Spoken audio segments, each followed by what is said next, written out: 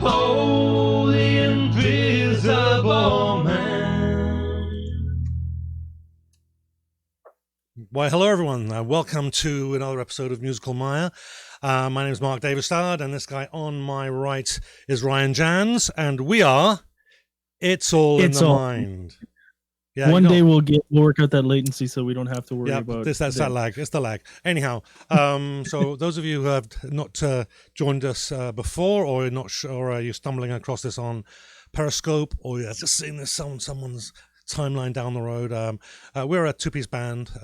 We do some folk jazz. We've had quite a wide background in music. We've performed, I think, between the two of us on a couple of continents over, God knows, 30 years at least, I would say, certainly on my part. And so this show is about the trials and tribulations of musicians, of being involved in independent music. And Musical Mire, we try to delve into one of these questions every week or so. When we do these like 2 or 3 times a month. And today, the question is, it's not so much of a question, we're going to talk about the live show paradox, which is everybody wants to host live music, but nobody wants to pay for it. So Ryan, any opening thoughts? Yeah, I always got an opening thought or two. We want to be careful on this show. We're not out to slam. We have other episodes if you want to hear us slam venues for being stupid. We can put a link in descriptions or something for you if you want to check it. Just a quick call out. Our good friend Catherine McGoy has joined us. That's got to be close. Hey, getting Catherine, better, thanks so Catherine. It's a running joke when you tune in. I cannot pronounce. We have been rehearsing. We've been rehearsing. Yes, we have been. We've done our research. Thank you for joining us all the way from merry old England. Fleetwood. Fleetwood, England. So we're very happy that you could join us.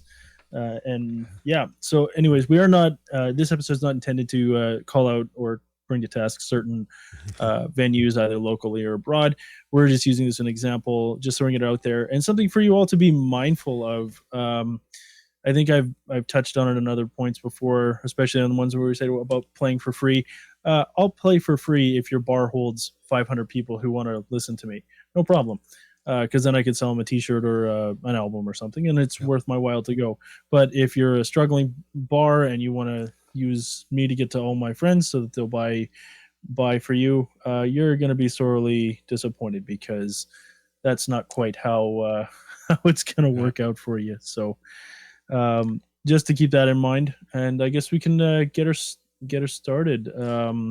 Sure. I think go ahead, Mark. We had changed up our notes a little bit here, and I like the way just that a little bit. Yeah. So we're going to talk about the individual reasons, quote unquote. Some may be good, some not quite so good, and we're just going to kind of touch those one at a time. I think we got H number.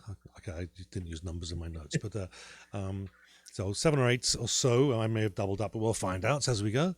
And one of the reasons, so one of the things you might be told is it's great exposure. Now, those of you who've seen previous episodes will know. I don't know if I want to keep showing the same joke, but people die of exposure. It's something that you can actually die of. That's a health and safety issue. That's not a musical issue. Yeah. So exposure. I guess the idea behind that is maybe people will know who you are, get your name out there. But again, it's not bullshit. Like, so if you go and play Lee's Palace in Toronto, you can probably go there and play for free, because they have like 1,000 people who filter in and out of there during the week. So playing for drinks or playing for free there, and that is actual proper exposure. A lot of call it like University of Toronto's right there. That's worth playing for free or playing for like almost nothing, because you're going to get a lot of fans from that. Yeah. Playing Joe's Bar that has the same 20 people every week, probably not the best thing to be playing for free. So we're going to have to do a little bit of a balancing act. right? And again, I mean, it's exactly what you said there. It's a great exposure, but it really depends on to what you're being exposed or to whom you're being exposed. And odds are, particularly in a regular town, but it is possible. You do hear these stories that I think was it Michael Bublé was discovered by. I think it's was it either a prime minister or someone from a prime minister's office at a wedding, singing at a wedding, and bang, world renowned jazz Indeed, singer, yeah. And he's not an independent musician, but Alanis those kinds of things happen, Morissette used to sing the national anthem for at football games and sporting events. So things like that do work. That's not going to work too well for me because I'd sing the national anthem once and I might get deported. That's a knock on my singing skills. But if we played it as It's All in the Mind or one of our other iterations with some of our musical friends, we might actually get a good standing applause. So something like that might actually be feasible, right? For a young vocalist or something like that. So, but if you're getting exposure, you go to a football game, well, there's 30,000 people there. That's worth doing for next to nothing. Like they'll pay you. I don't think they can't not pay you. It's not good English, but it works. Yeah, I think everyone caught what I was trying to say. They will pay you, but balance that out the same effect that we're not gonna, you're not playing for like the same 10 people that if you came back in a month, they're like, oh, these guys again. It's like, oh, okay, yeah. And you got your own Statler and Waldorf making jokes from the peanut gallery there. So. No, I like playing the small venues, particularly if I'm doing solo stuff. But the key there is to have a small audience that are paying attention. It's all very well going into a coffee shop where it is intimate. If the people there are really talking and trying to talk over the music, I know maybe I'm being a little bit naive and thinking that they should be there to see me, but that's not really much of exposure if you're there just to be atmosphere, which is fine. There's a good reason to be paid for playing music, good reason to do music. It's is that exposing me or my music? Is that really any real value? Now you could do that kind of thing maybe. Sometimes Joe Black, people are there to watch. Sometimes they're there to talk, but they always pay. But we'll get to that. We'll get to the Joe Black Coffee Bar in a bit. But that's one of my favorite small venues to play. Yeah, and we've played there. I know you've done a lot solo there, and we've played there as a band a couple of times. They've always been very accommodating to us. They know, hey, our budget is small. We don't want big, 20-piece bands and like 1,000 people coming in through our doors. They don't want that. They want to pay you, but they don't stop you from selling CDs. They don't stop you from selling a T-shirt. They don't stop you from going out and talking to their customers. They love that. They're more than happy to do that, and that's perfectly fine. So if you pay me less, but I can still, hustle a T-shirt or sell a couple of CDs, then the night is worth it to me. Yeah. Right? I don't mind getting paid a little less. We're defining. Okay, so we've in previous episodes, and we will either link to the description, or you can check us out on the It's All in the Mind Facebook page, and theinvisibleman.ca should have all our archived. The invisibleman.ca, www.theinvisibleman.ca. We'll give you links to the It's All in the Mind Facebook page and to the Colorado Phil Show page and to our YouTube channel as well. It's easier to find videos on YouTube than it is on Facebook. So if you're looking for something past, or even if you want to watch it live, we're streaming there live today. Anyhow. Indeed. So again, the point I was making is we've already established what a scam or what scams or things to avoid.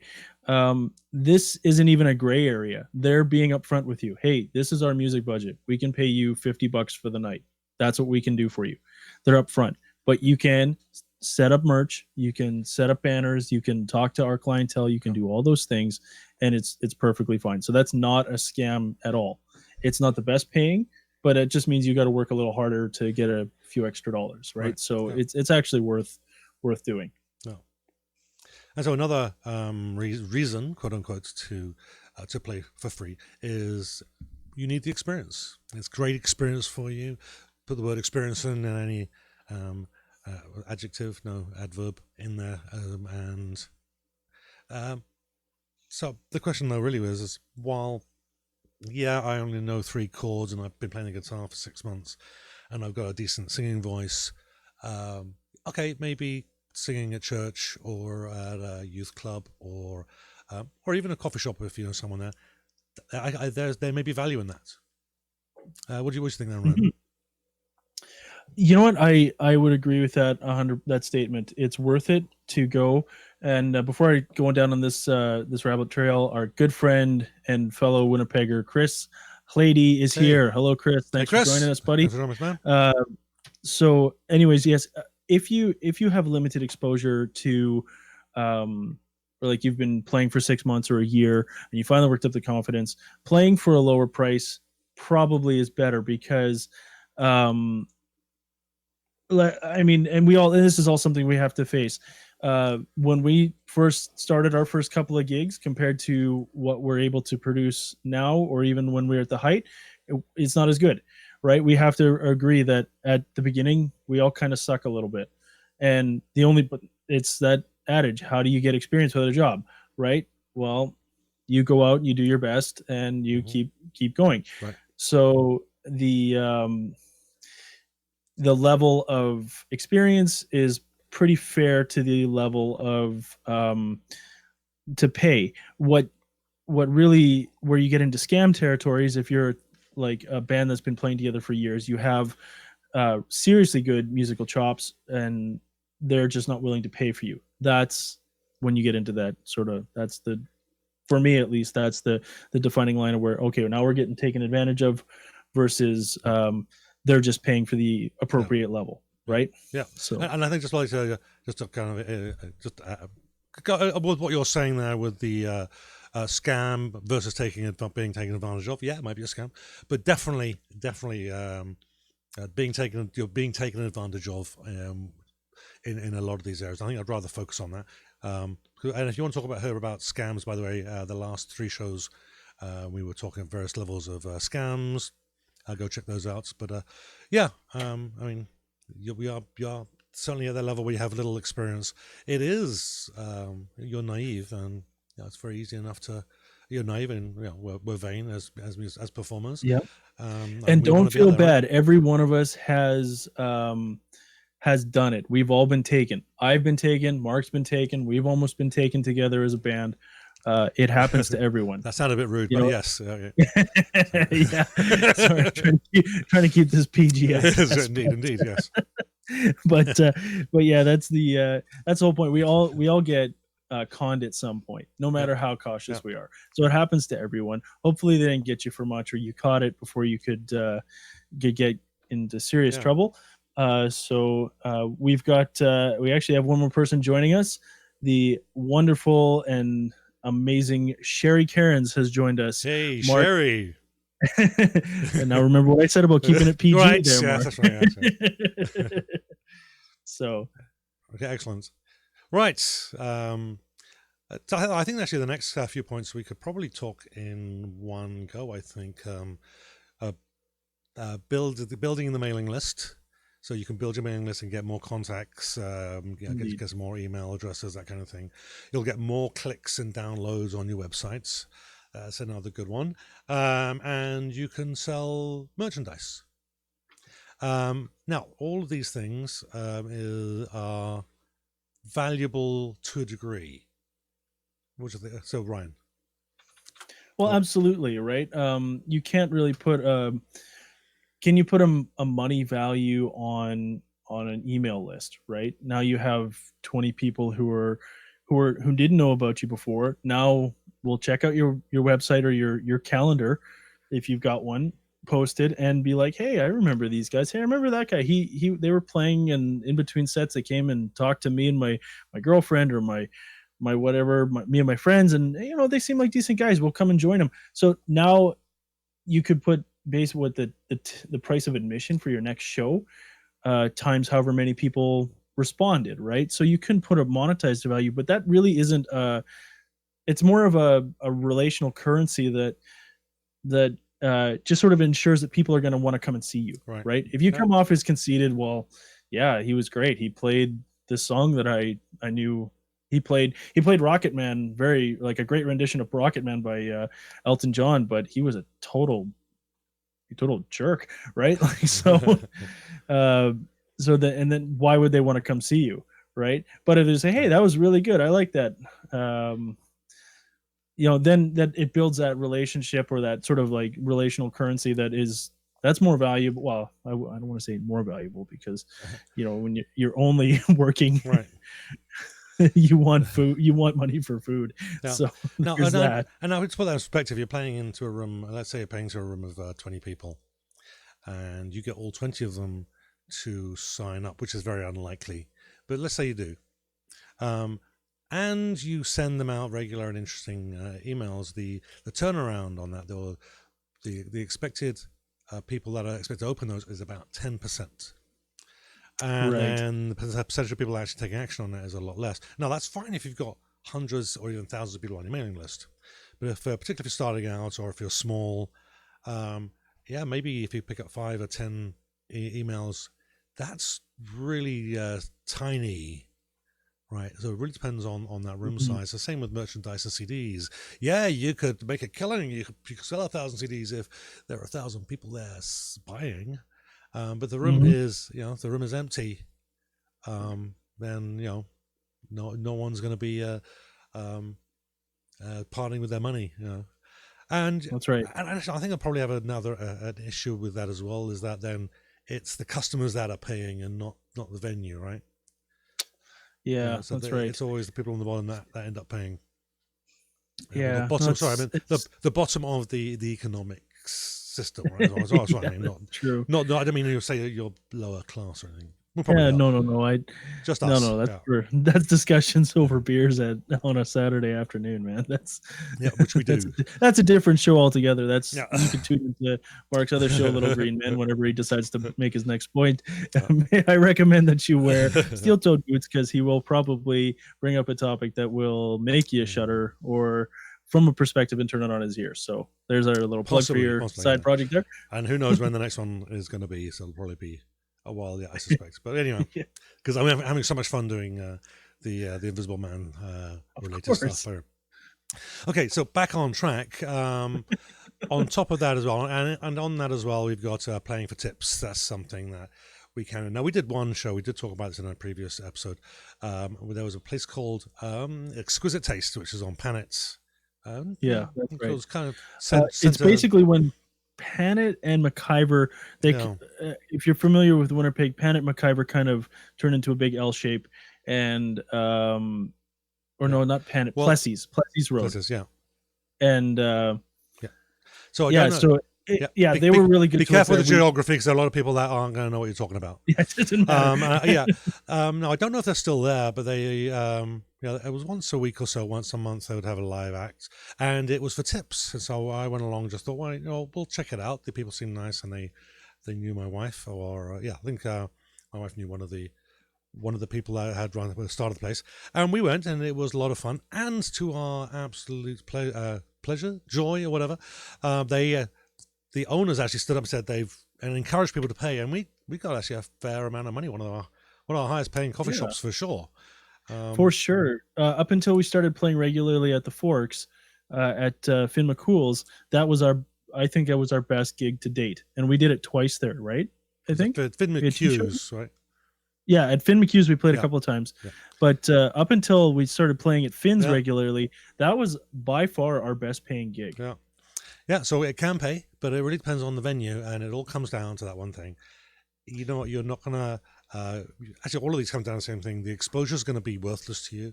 The experience you're going to gain is going to be minimal. You're not going to have many people, if any, on your mailing list.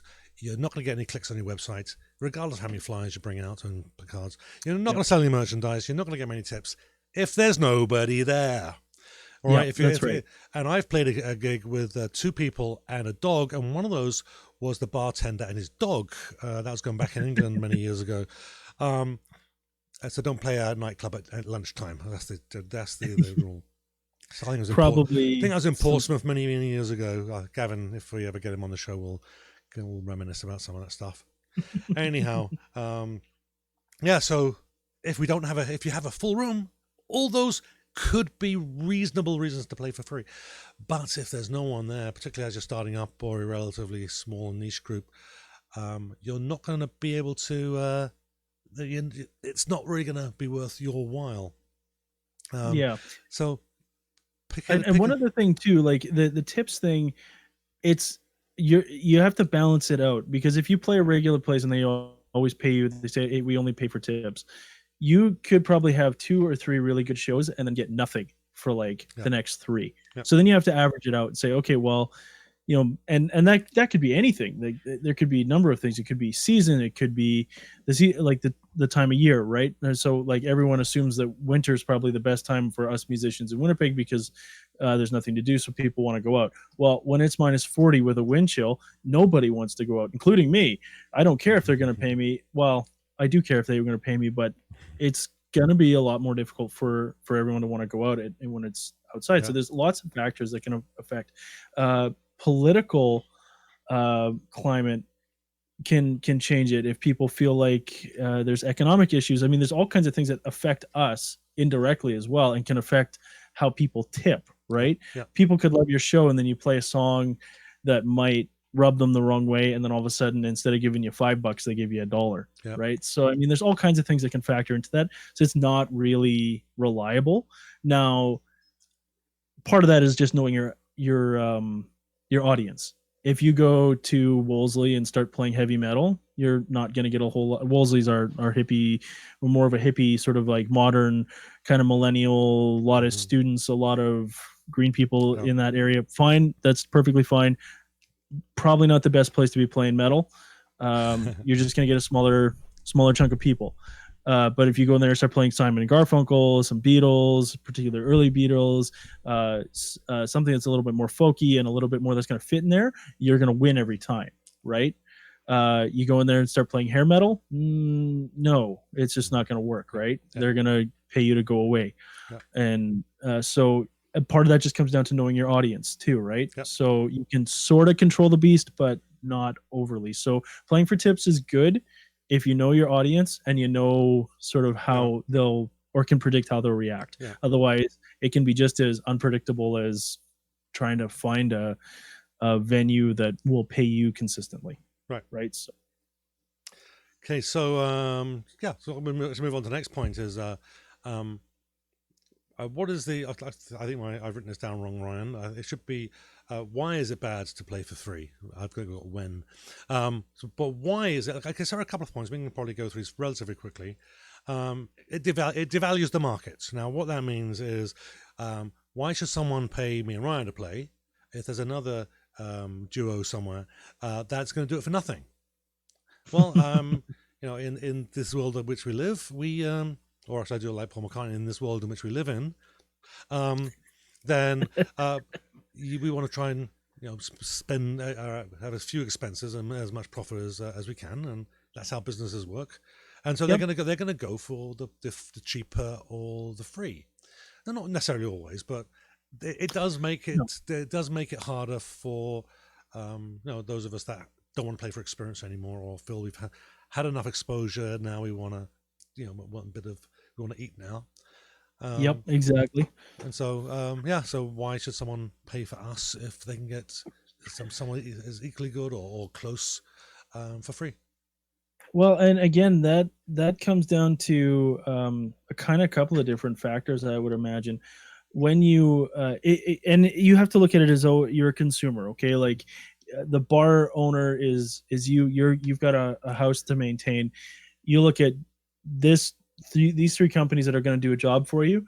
You try and go on reviews. You try and do all your research if you're prudent, and then you're going to pick the one that fits your budget the best. But then you balance that with, okay, well, if I paid or if everybody's giving me a quote to do this job and it's somewhere between $750 to $1,000, right? And then some guy comes in and says, I'll do it for $500. Well, you really have to scratch your head and say, what am I going to get for that $500 when everybody else is telling me it's $750? This person probably doesn't know what they're doing. So in most cases, I would say everyone who's desperate to play will do it for free, because they're not necessarily thinking about the money. They're thinking of I want to get on stage. I want to get on stage. I want to perform. I want to share my gift with the world. I want people to love me. I want them to see me. Insert reason here, right? We went over a whole bunch of those in previous episodes. Yeah. So, and maybe the bar owner just goes, no one's going to listen to him anyways. Why should I pay for a lot, right? Yeah. He's nobody. I've never heard of him. Nobody's going to come see him. So I don't really feel like I should pay him because he's not going to benefit me. Right. Yeah. So we do have to kind of look at it from his perspective at the same time. So because we've looked at it from the perspective of like, hey, we're a good band. We're working. We're not asking for an unreasonable amount of money, but I don't want to be the chief reason that people come to your bar. I want to meet some of the people that go to your bar so that I can grow my business and we can work together on this. Right. Yeah. But from their perspective, they're nobody. My regulars might even go away if they, if that's there. Right. So it's got to appeal to his audience, to his clientele as well. Yeah. And I want to a business to run too. Right. Yeah. So right. Now we have another issue as well, that the music itself becomes devalued. I mean, maybe not necessarily for playing for free, but looking at streaming, where yes, you don't pay very much. I mean, we're actually looking at even something like Netflix, where you're paying your $10 a month, and you can watch thousands of hours. The people that are making that material aren't getting very much money. They can't get that much money from it, from your $10 a month. And the same with the streaming as well. And and then someone comes along and maybe gives away some CDs, or no, let's lower the price to $5, and then that barely breaks even with $5, right? And so again, we're kind of stuck in that now, the race to the bottom. Yeah, and it also is unfortunate that it does seem that live music is kind of become more of a niche market, and unfortunately, you have lots of people competing for a smaller market, right? Yeah. So it becomes much more competitive. So now you have to almost have a shtick. We do have a couple of good questions that are kind of posed in the comments. Did we want to wait, or did we want to address those now? Are they relevant to the topic? Sherry has asked a really good question, but I think we're actually going to get to that one. It's about performing free as part of a charity event. Yep. Actually, so that's coming up, okay. I think. So okay, my brilliant wife she must have been looking over my shoulder. Maybe not, but yeah, that is actually one of the key points we're going to come up to in just a minute. Yeah, so we will answer that question for you shortly, Sherry. And Catherine has also posed a question about how do managers get paid. The short answer would be from a purely sort of like how to run a business. If I've hired a manager, I'd have to get paid from the band or from the bar, and then I could pay my manager. Yep. So if I don't get paid, manager's not going to get paid. Yeah. Well, I think our question was a little different. We'll address it in full at the end. But what you brought it up, so I'll mention what it is. Why do promoters not get paid by singer-songwriters? And I assume she means bands and musical acts, or by managers. Well, she had also posed this the one that I had just in the comments there. Yeah. So. Oh, okay. I didn't want to get. Yeah. So we'll address that one too, because that was one that she had made into another post earlier today. Yep. So I don't know if we have an answer directly for that one, but we can discuss that one at the end. You bet. Okay, good. Okay, so so one of the other things too with playing for free is that it's harder to get paid for follow-up gigs. So you pay for free. Well, you pay for free for me the last 2 times. Why should I pay you for the third? There's that attitude that you may not necessarily be true, particularly if you're smart enough to come on with an arrangement. I'll play for you once or twice. But then the third time you will pay me, and you make that agreement, shake hands and all that. That's right. But most of us, particularly people when they're starting up, are just trying to get their foot in the door in a particular venue, are not necessarily going to be that business savvy. Mm-hmm. Oh, excuse me, pardon me. The pop I'm drinking is coming back, so I don't want to belch in everybody. You should drink your Invisible Man water. It's way better. What the Invisible Man water, is that the invisible coffee? Then it's invisible. Right on. The Invisible and if Man, you are if you Invisible are Man really does. liking that, we have that merch available as well as some T-shirts at the invisibleman.ca. Correct, Mark? Yep, that's correct. Links on there, or you can go straight to the shop by adding the /merch. Excellent. So Well, please go okay. on and buy a T-shirt. Buy two. I do have a T-shirt here, but it's way out of reach. Yeah. That's okay. We do. We were looking at possibly getting a couple of new styles, so that sooner or later you're going to see me wearing a lovely Invisible Man T-shirt. Right now, we'll all have one shortly. Yeah, it's I'm commemorating Bill Paxton. Rest in peace, Private Hudson. Sorry to lose you, buddy. So, okay. Anyway. So, and there's one more thing as well. If someone this kind, I don't know if there's really much we can say by follow up, but the intangible benefits of playing for free are always intangible, right? They don't exist. Anyhow, I think that's kind of says it for itself. So on to the next point, and when is it okay to play? We have we have good news on the merch.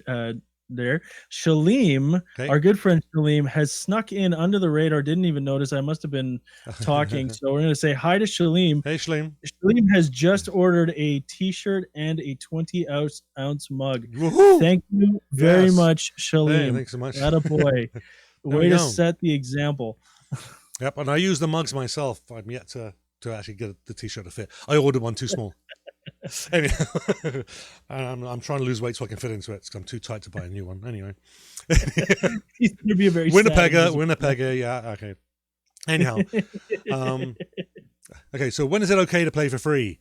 And of course, the first one on the list is charity events. I'm a big believer in playing for charities. There are two one I play for regularly, which is Studio Central downtown. They do a 3:00 show during the week, so it's a little difficult for me to get there in my current position. And they do start at 3:00, so half an hour. They help people through some who are going through some emotional issues. It's kind of a just helps people using art and design rather to just help people get through some of those difficult times. And they invite music and spoken word and to do those half-an-hour shows. So I go to those when I can. I haven't been for a little while yet, but so that's one. Yeah, definitely. I think that's absolutely valid. And another one I did, I'm not sure how long ago, was probably about 8 months ago, Saint Avant Centre, and that's a home for disabled. So they were, that was a lot of fun, a very appreciative audience, and they just couldn't get enough of what I was doing, and it was great. So there's a benefit there as well. Personally, just doing these things, you feel good, and you get to meet some really great people. Did you want to add anything on there, Ryan? Yeah, I think one of our very first show that we ever played together was for Scope. There's another? That's right. I forgot about that. Yes, and Scope. Yes, yes. They're an organization that helps adults with developmental or mental mental problems find work in their community, even if it's just going around and helping picking up trash and get into a rhythm. We did fall in a little bit of a rocky relationship with them over stuff, which unfortunately happened, but it's one of those things that, you know what, I would be happy to play, maybe not for free. I know they had given us some vouchers. They have like a thrift store and stuff like that, so that would be worth it to me to help out. You get the sense when you talk to them that money is not exactly, they're not sitting on a big trust fund or anything like that, and they probably have to fight for every dollar, especially given the political climate here in Manitoba at the moment. So I wouldn't be there, hey, make sure that go in, Mr. hard-nosed guy trying to finagle every penny out of them, but they're also very worthy of their. And when we played there was actually, I want to say about 30 people when we did that first show. It was actually pretty full, yeah. That was a Beatles cover show we did, right? Yeah, that was right. That was our Yeah. first one. We weren't even It's All in the Mind. It was That's right. Mark David Sollard featuring Ryan Jans. There you go. Well, it's how we went through a few revisions on the name. It was Mark David Sollard featuring Ryan Jans on bass, and then it was like I think we had with a couple of times, and then it was like, this is silly. Let's just put and in there. We're like Mark David Sollard and Ryan Jans because we're a double act, and then we started getting a drummer involved. We never did find a permanent one, but it's silly. We can't now ask us to keep adding names. Let's pick a name, and so we end up with It's All in the Mind. Yep. Anyhow, so a little history. Yeah. So this will be on the test next week. No, I'm just kidding. It won't be on the test. So for the charity event, I mean, this is something I actually learned from a musician, a fairly successful musician, independent musician that lived up the road for a while back. She's now moved, I think, out east or west. Anyway, away in pursuit of greener pastures. Katie Murphy actually had mentioned charity events because I'd asked her to come to one of the Scope events, and she said she'd already done. And this was, I hadn't really expected this, but it was, she'd already done one recently. She wasn't sure how she felt about doing another one, and so I was able to just gently talk her into it. But it was, in talking to her, you'll be careful how many of these charity events you do, particularly if you're playing to the same audience or there's an overlap. So that we do want to get paid, and we want to do the good works and the charity, because those are fun events too. But you may end up driving your own audience to the charity events, and they won't want to pay because they can get it for free, and all that other kind of stuff. Well, and you also have to be careful too, right? Like, one, you don't want to end up just painting yourself into a corner where you only ever do that. I think it's probably a good thing to do a couple of, like a free gig. If you're a regularly gigging musician and you have steady income coming in, throwing out the occasional charity gig for a reduced or for free is great. Is it going to mean that all my people or some of my people or followers are going to come see me? Maybe. No. It's all going to depend on what the event is, right? Again, you could be getting hired to sit and play instrumental music all night long. Yeah. Great. Usually with that, it's a steady fee. Yeah. Here, we can't pay you what a bar would pay you, but here's $75 each, or like something that's going to get to a decent thing, but we can't pay you for like what you would probably make at a bar, and that's fine. Yeah. But if we're going to do it as a promo, we might actually end up saying, hey, you know what? We'll just take what we can get. If you're charging $5 for everyone to get in, and you're going to use that money to help pay for repairs on the air conditioner in your store, or your facility, then you know what? At the end of the day, see how much you got, and we'll take the equivalent of $1 and just as a way of saying thanks to us. Yeah. That's fine. Right. So there's a little bit of negotiation to be done there. Yeah, right. Sure. So yes, and get back to my notes. Right. So the other thing too, when it's okay to play for free, is if it's a legitimate audition. There might be a club. There might be something a bigger club where they don't want you to. Could end up being a couple of grand for the big show, but they don't want to invest in an unknown group, particularly if you don't have any CDs or any live performances, good live performances online for them to check into, or you don't have a bigger following. Then absolutely, it can be worth just doing that one show, knowing that there is something at the end of it. Yeah, I'm skeptical about the audition part of it. I mean, if it was for like, if I was auditioning for like something, say at the Fringe Festival or something, which is going on right now in Winnipeg, obviously that's not a paid gig. I'm going to come and I'm going to show them, hey, this is our musical chops. This is what we do. Okay, good. And that's what an audition should be. Yeah. And that's perfectly fine.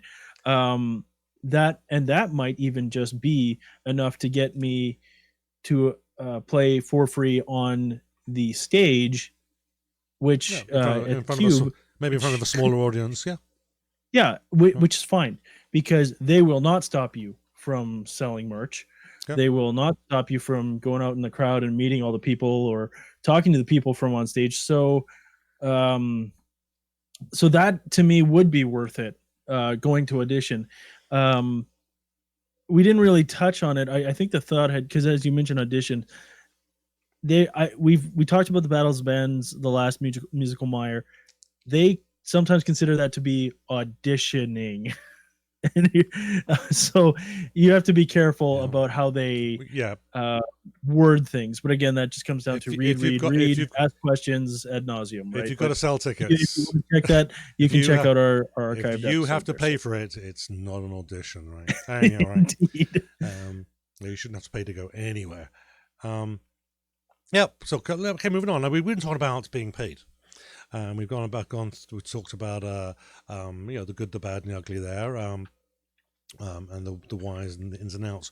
But I think it's kind of worth just mentioning at this point the money we're talking about. Right, we're talking about, and if you talk to independent musicians, they're often just playing for 50s and 100s, and we're talking for the evening, not for a set, but for an evening. You can often, and so when you're talking about playing for 50s and 100s, and you've got like let's say let's talk about a coffee bar. Where they're paying $50 for the night. Great, $50 is better than nothing, particularly if they're going to throw in a coffee or a donut as well in there. That shows some. But let's put that in perspective. So when Ryan and I will do shows like that, and we're happy to play for that kind of money, depending on the venue.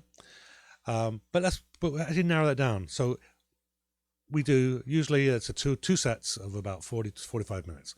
And then a 15-minute break, and then at the end of the show there'll be 15, 20 minutes, or maybe we'll hang out, see if anyone wants to chat or anything along those lines. And so we're looking at 2 hours work in the 2 hours of musical work in the coffee bar. And now, putting is that it will take us, if Ryan is already at my place, half an hour or so to set up, load the car, half an hour to get there, half an hour to set up, half an hour, and sound check. So we're looking at. I thought that those aren't all half an hours, but we're looking at a good hour from when we start to load the car to when we've done the sound check. And it's a pretty fair breakdown. Yeah, and then on the way home, we're looking at the same. It's a bit quicker to break down, but we'll still be breaking everything down, loading up the car, and that's another hour. So we're looking at 2 hours of music, or 2 45-minute sets, actually being 4 hours of our time and effort, which is actual work. Mm-hmm. Now I did the math very quickly because I'm a great mathematician, not really.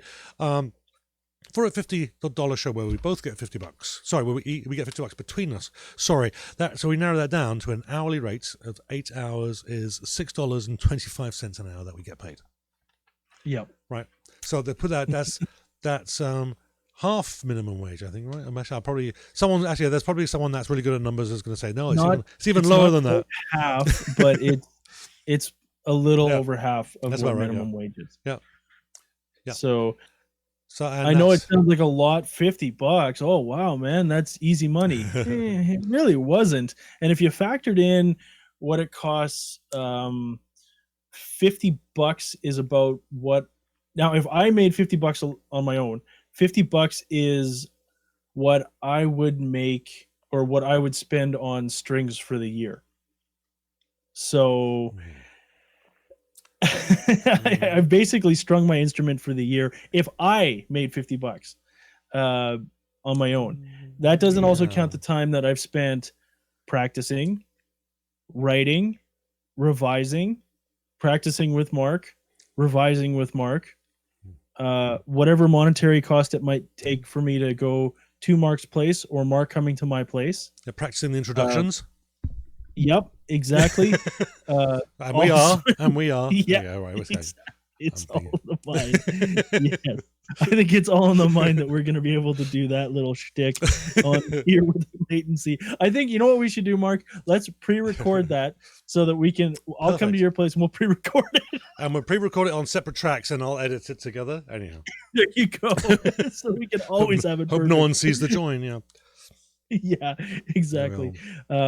So it sounds like, oh yeah, it's easy money, but it's not. There's this sort of glamorization of that. Hey, when you're a working musician, you'll be out till 12 every night. You're going to be partying in the bar every night. Yeah. But the reality is, even when I was playing in 2 bands, was barely able to live on what I was bringing in from both bands. I'm making all my own food. A luxury for me was going to McDonald's to buy a coffee and a muffin. Like that to me was a big deal. And that's like a $2 like thing. I don't think twice about it now. Yeah. But when I think back to when this was like a thing, this is like a treat, right? Getting a coffee and a muffin. And so it puts it in perspective, and they're like, well, yeah, but you're out till 2, not every morning. Or, you know, like I go do a gig and we're last on the docket. I don't get home. We don't stop playing until 1. We don't get out of there till 2. Don't get home till 3. Well, you know, Yeah. I still got to be up tomorrow to practice and to write and to start looking for gigs and doing all those other things. Yeah. So $50, when you think of it that way, isn't nothing. No. That's Yeah. really nothing. And that's me being super thrifty, buying all my clothes at thrift stores, occasionally getting a coffee at McDonald's. Like this is a big, you know, there's a big misnomer here, Yeah. right? That suddenly it's gonna be like, oh, you're a musician, so you're living the rock star life. I'm like, nope, not at all. Well, yeah. I mean, the real rock star life, not the Hollywood one. Right. Yeah, exactly. Okay, so we're getting a little late, so let's just want to kind of push on. Just kind Yep. of, kind of, I think that it's kind of worth just maybe reading through, skimming through the differences between good venues and bad venues. So we're not all venues are all good and all yeah, right. Not all good venues are all good. Not all bad venues are all bad. There's, you know, some are, you know, it's a bit of a scale. Some venues are. There may be an occasional venue that's always fantastic, and there are some that are horrible, stay away from. But yeah, the horrible ones don't last very long. So bad venues, if I kind of read down here, will never pay you anything. They will so they'll exploit musicians as to they'll agree on a certain, maybe they'll agree on a certain amount of money for a show, and then maybe find a way of shorting band, or we were hit with Aussies once was, oh, by the way, yes, you can get the door, but you have to pay for that bloody awful sound man. Like, what? Oh, yeah. Since when? Anyway, we didn't in the end, but yeah, we Yeah. very And you politely see, resisted. let's save that this one. there. Email. Pull up. Hey, by the way, way to go, Mark. Thank you for like yeah, lucky I saving kept it. our proceeds of the door. Yeah, so luckily I had we had a smartphone a few years before. Maybe we wouldn't have been able to prove it. Mhm. Anyhow, so bad venues won't promote themselves. They'll leave that all up to you, and they're not going to vote. They're not going to promote you either. Most places will let you put up posters, but I think sometimes musicians and bands, it's just a shortcut for venues to not promote themselves because the band's going to do it for them, which is fine. The we are going to promote ourselves to our fans. We're going to put posters up, Of course, right. but the venue really should be promoting itself as a destination, as opposed to letting the effectively the hired help do it for them. That's right. Yeah, no, I couldn't agree with that statement more. And the real sort of thing about it is that we're here and we're trying to just make a living, right?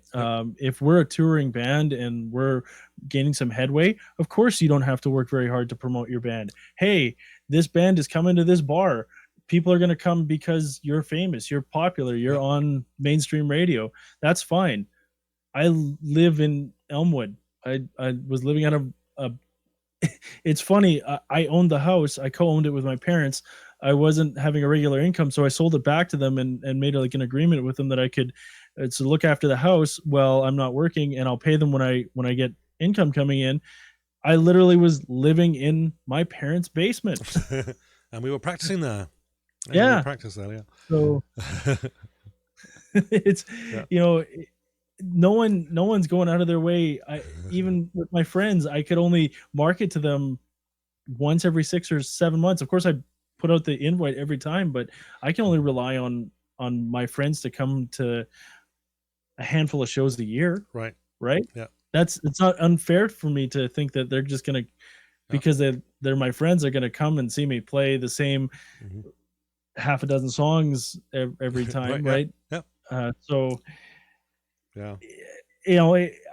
we don't have a big enough base for them to sort of be like, it's on Easy Street. Oh, your band? Oh, great. You'll bring in people. Right? What? No. Yeah. Who do you think you're dealing with here? So, and again, this is not an exhaustive list out there. I'm sure there are other examples of bad venues. But moving on to good venues, a good venue will guarantee that you get something. Some places, like we said, some places are not going to just can't afford the small places. Pubs and clubs might come up front and say, here's a $100, $200, $300, $400, whatever. But they should give you something. Good venues will give you something. So if they charge an entry fee, then they'll give you a fair cut of the door.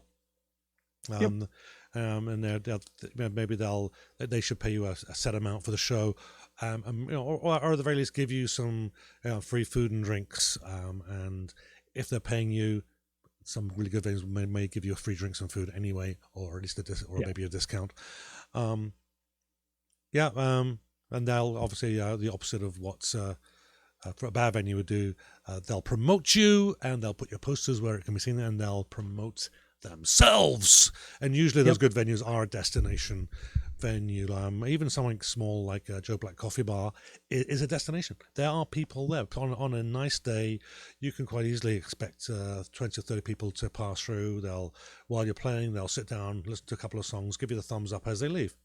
And that's great. That's a great feeling. You can, and then maybe you can see a couple of people at the back that just popped in for a coffee, and then we play games we used to play, and you can see they're nodding a little bit, their feet are tapping, and you're like, that's great, So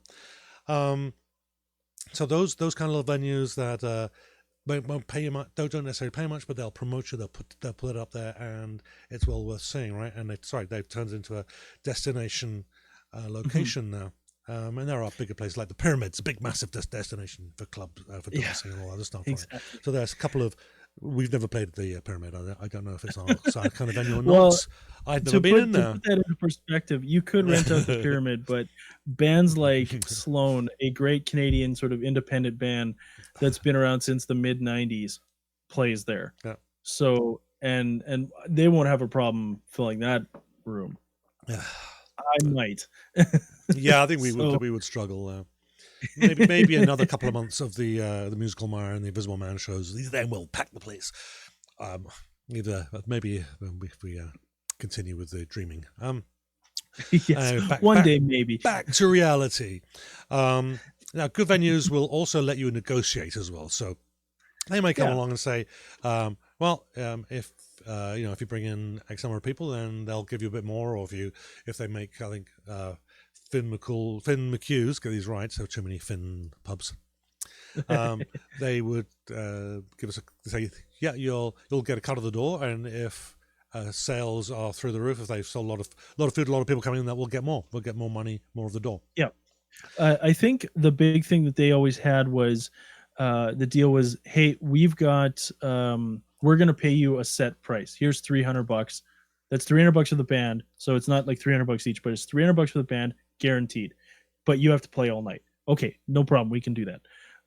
If we have a good night, I'm going to give you not a full cut, but I'm going to give you a cut of the door. But I have to reach a certain amount of sales. Right.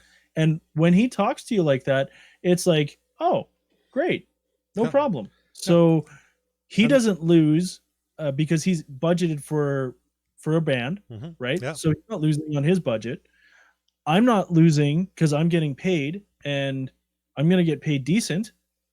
And then to sweeten it, if I do a little bit extra hustle and we get extra people through the door, I could get paid more. Right. Great. Yep. But if I sit around and do nothing, I still get, I'll promote it the way I do, but if it doesn't go any better than normal, I don't lose. Yeah. And neither does he. So he's already set up a situation where this is great. And even if he said, hey, you know what, we can only afford to pay $200, that's still not bad. Yeah. I don't think I'd want to play all night for 50, but 200 is sort of the lowest I would want to do it. Right. Because I still got to walk away with some cash too. Right. Yeah. Yep, and of course, then in the same vein there with negotiation, don't forget for those of you who are considering negotiating now, it's possible. Is that you can even negotiate if food and drink isn't something that they, um, although they're not paying you much money and the food and drink isn't very big, and then you could always ask for gift cards or some non-monetary compensation. Again, food and drink and whatever other services they may offer there as well. So that's the end of my list of good versus bad. If you've got any thoughts about what makes a good and a bad venue, please comment. We'll definitely like to look at those. Maybe that'll prompt some more topic for another show. Yeah, we've had some good discussion going on through this thread here. I always miss the discussion because I'm controlling the technology. Yeah, no, that's fine. Phil, our cohort, who does the Invisible Man show with us, coming up usually on Saturdays, has joined us a little while ago. I don't know if you're still there, Phil, but it was great to see you join us. Big supporter of our show. I think we kind of touched on what Sherry had mentioned about playing for charities, but Catherine's questions about paying a manager. Did we want to? For sure. And I made a note of this because I thought this is one definitely worth talking about at least for a little bit. Why do promoters not get paid by singer-songwriters? Well, I'm going to say by musicians, bands, or by managers. I think the quick answer and the flippant answer is because I can't really speak for managers. We haven't had a manager. But we haven't really worked with promoters, and we usually don't get we're getting paid so incredibly small.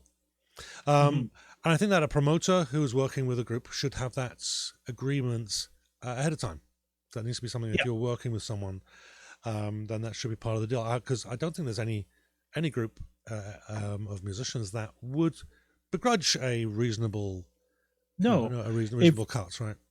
If we're really struggling and we hired a manager, said, hey, I know all these guys who can get you in the door, make sure that you get paid, but I'm going to give you a cut. You're going to give me a cut of what you get a cut of. But it's like, okay, well, you have to make sure that you guarantee you get us there. And if that relationship is amicable, then he's worth the money being invested into him or her, right? But if they're just there to say, hand out, hey, I can make you famous, and they get you into that Sonic's nightclub where and then you're playing for free, nope, you're not worth it. And furthermore, I'm not going to pay you because I didn't get paid. So I think that's it in a nutshell. But if I go to a promoter, like there was a concert promotion company. They're for sort of like mid-level venues. I think they were called the Union here. If they're getting me in front of big audiences and stuff, then whatever I pay you is fine. That's fine because you're getting me to where I want to go. We're accomplishing a deal. But if we're not able to get anything turn around with that, then it's not worth it.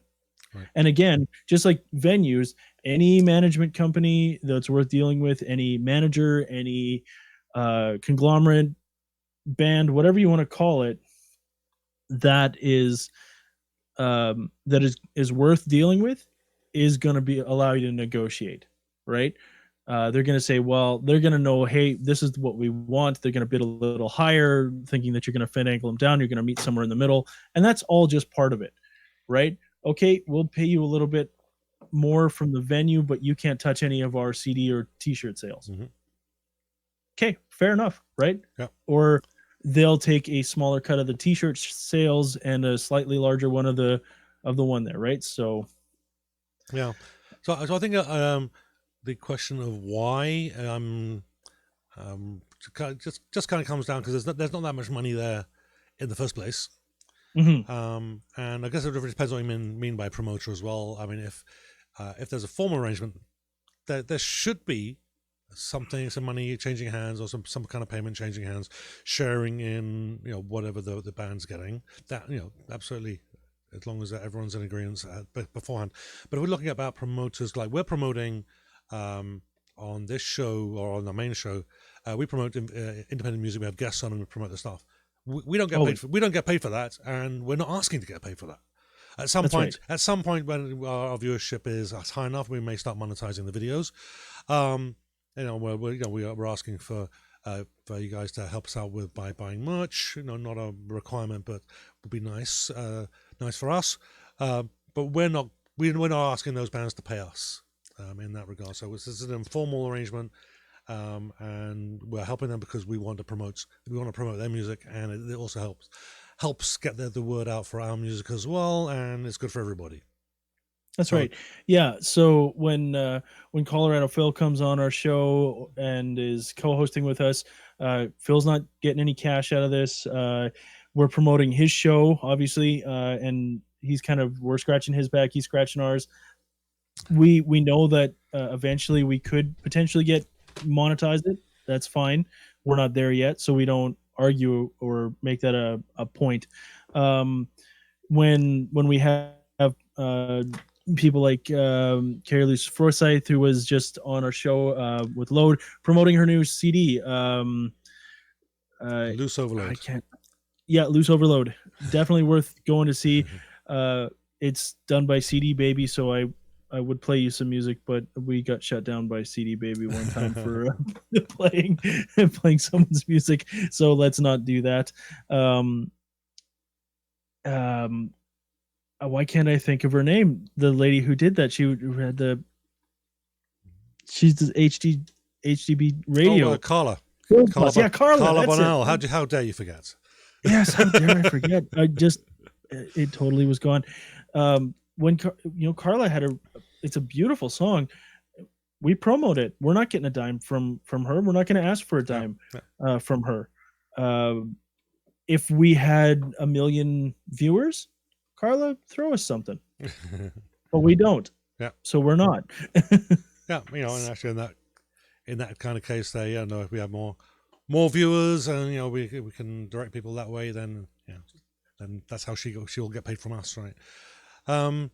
So I just wanted to actually just a shout out to Luce, who was Carrie Luce Forsyth, who has a show on Saturday. That's 27th, 5 p.m. at the Bulldog. I think the Bulldog Center.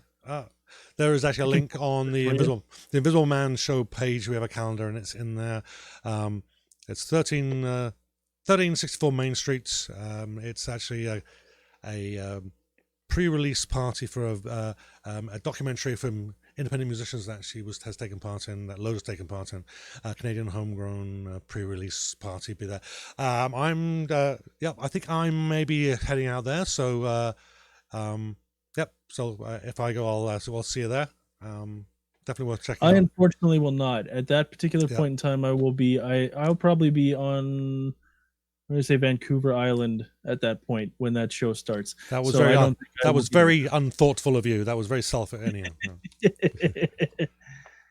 So okay, so I think that is it for there. We'll just quickly throw up the contact information. There we go. So just to repeat, the invisibleman.ca. Some of you will be watching this already on the It's All in the Mind band page on Facebook, the Colorado Phil show on Facebook as well. And you can catch the live stream as well if you prefer. On YouTube, you'll actually get reminders if you like and subscribe and all that stuff. Actually, if you subscribe, hit the bell, and it will prompt you when the live comes up, when the live stream starts, rather than Facebook, where sometimes you got to go hunting for it. And you can reach me and Phil on Twitter at MDStallard and Colorado Phil1. So, any final thoughts before we say goodbye, Ryan? No. I don't think so. I think we've said a lot. We've been going. No, it's just been a good show. We're just grateful for everybody who's come and join us. Our numbers are usually a little lower in midweek, which is anticipated, but we're grateful thank you very much. for the people who've come in. So thanks, guys. We make this partially for us. It's cathartic for us to talk about our experiences, but it's also for you guys to entertain you and to edutain the other people. So, I was going to say inform. I was going to say inform. Edutain is way better. Yeah. Edutain. Yes, I think we're educating and we're entertaining at least a little bit. So, hopefully, anyway. Well, thank you very much, everybody, for joining us. It has been an absolute pleasure as usual. Thanks so much for those of you who've been active in the chat. I will review it afterwards. Unfortunately, I'm not able to because I'm playing around. The technology takes all my attention other than the show itself. Anyway, thank you very much, everyone, and thanks Ryan for joining me. And we'll catch everybody soon. I think the next show we've got scheduled is August 10th, which is the main show. Right. I forget who's on that show. Was that? It's Dan That's who's right. going Yes, to join us, right? Yeah, that's a right. former bandmate of mine. I've mentioned the Small Town Antics on numerous occasions. Dan and I had a very unique way we met, and just ended up started playing music together. And I'm sure we'll have lots of laughs and fun stories about playing in the very shrinking heavy metal scene in Winnipeg. So tune in there. It's going to be a great fun. Interesting and lots of fun. That'd be great. Well, thank you very much. My dog is, I don't know if you heard that, but my dog is telling me it's time to end the show. So on that, thanks, Frost. Wish you all the very best. Thank you so much, and I hope to see you again soon. Bye-bye. Oh.